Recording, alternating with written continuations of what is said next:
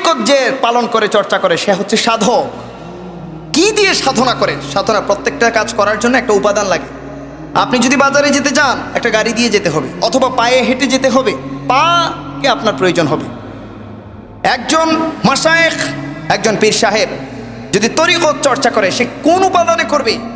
সেই উপাদানের নামই হচ্ছে শরীয়ত। যে যত বেশি শরীয়ত চর্চা করতে পারে, শরীয়তকে গ্রহণ করে, মেনে চলে, পালন করে, বাস্তবায়ন করে, প্রতিষ্ঠা করে, সে সবচেয়ে বড় তরিকত চর্চাকারী। সুবহানাল্লাহ পড়েন। সে সবচেয়ে বড় তরিকত চর্চাকারী।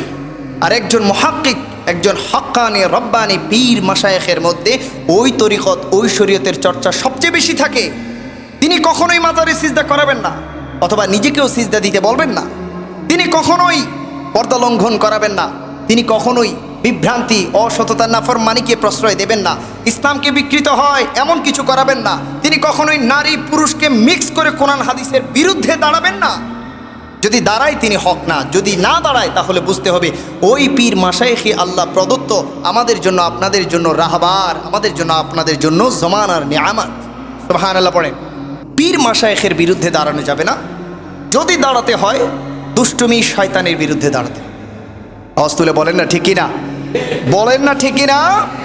যদি দাঁড়াতেই হয় নাফরমানের বিরুদ্ধে দাঁড়াবো।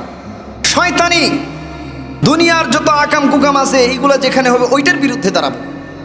যদি কোনো আল্লাহর ওলির মাজারকে কেন্দ্র করে কোনো অসামাজিকতা, ভণ্ডামি চলে, ওটার বিরুদ্ধে দাঁড়াবো। কিছুদিন আগে তো আমরা দেখলাম মাজার ভাঙচুর করা হয়েছে। না আমার ভাই, এই কাজ করবেন না, এই কাজ কখনোই করবেন না। ওলিয়া উলিয়াকে গালমন্দ করা হয়েছে। না আমার ভাই, এই কাজ কখনো করবেন না। কেন? আল্লাহর ওলিদের সাথে সরাসরি আল্লাহর কানেকশন থাকে। সুবহানাল্লাহ পড়েন। আপনি আদব দেখালেও এটা আল্লাহ পর্যন্ত পৌঁছে যায়, গুস্তাখি দেখালেও এটা আল্লাহ পর্যন্ত পৌঁছে যায়। নাউযুবিল্লাহ বলেন। এই গুস্তাখি দেখানো যাবে না।